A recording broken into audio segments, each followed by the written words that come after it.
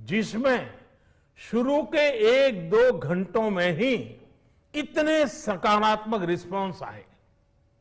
Corona के चलते कई एक्सपर्ट्स ये मानकर चल रहे थे सरकार आम नागरिकों पर बोझ बढ़ाएगी, लेकिन फिस्कल सस्टेनेबिलिटी के प्रति अपने दायित्वों को ध्यान में रखते हुए सरकार ने बजट साइज बढ़ाने पर जोर दिया।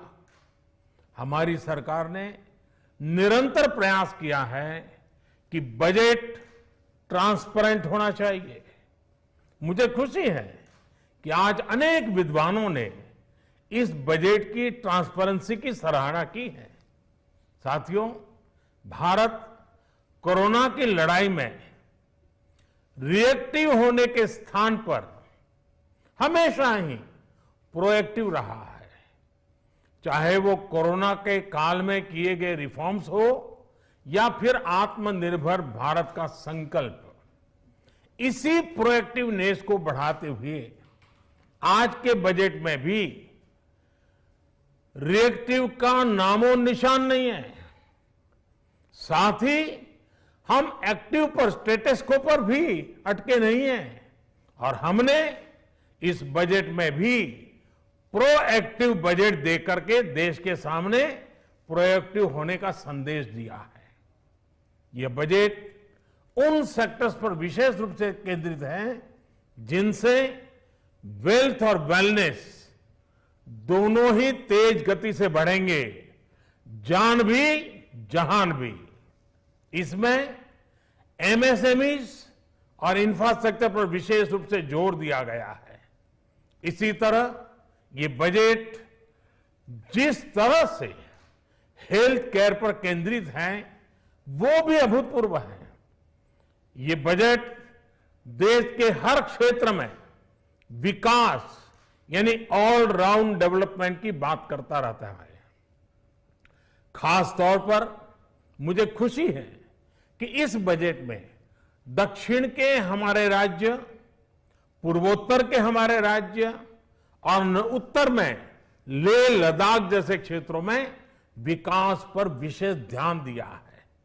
ये बजट भारत के कोस्टल स्टेट्स जैसे तमिलनाडु, केरल, पश्चिम बंगाल, इनको एक बिजनेस पावर हाउस बनाने की दिशा में एक बड़ा कदम उठाए।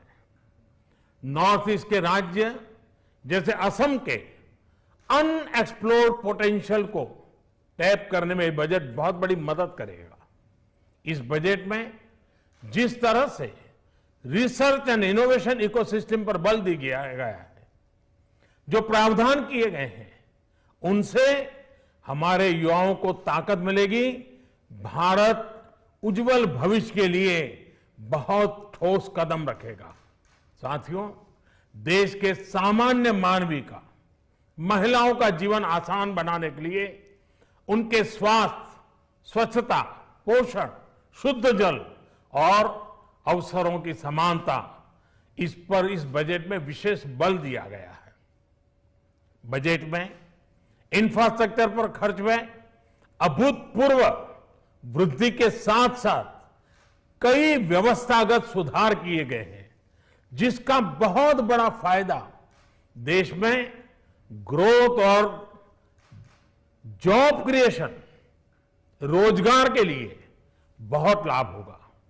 देश में एग्रीकल्चर सेक्टर को मजबूती देने के लिए, किसानों की आय बढ़ाने के लिए इस बजट में बहुत जोर दिया गया है। कई प्रावधान किए गए हैं।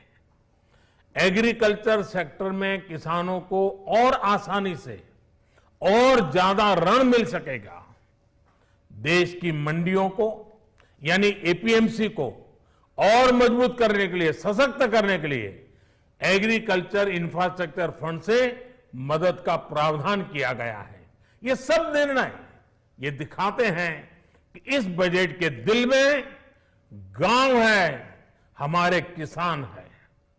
एमएसएमई सेक्टर को गति देने के लिए, रोजगार के अवसर बढ़ाने के लिए इस बार एमएसएमई सेक्टर का बजट भी पिछले साल की तुलना में 2 गुना से ज्यादा कर दिया गया है। साथियों, ये बजट आत्मनिर्भरता के उस रास्ते को लेकर आगे बढ़ा है जिसमें देश के हर नागरिक की प्रगति शामिल है। ये बजट इस दशक की शुरुआत की एक मजबूत नींव रखने वाला बजट है। सभी देशवासियों को आत्मनिर्भर भारत के इस महत्वपूर्ण बजट के लिए मैं बहुत बहुत शुभकामनाएं देता हूं। फिर से एक बार वित्त मंत्री जी और उनकी टीम को बहुत बहुत अभिनंदन करता हूं, धन्यवाद करता हूं।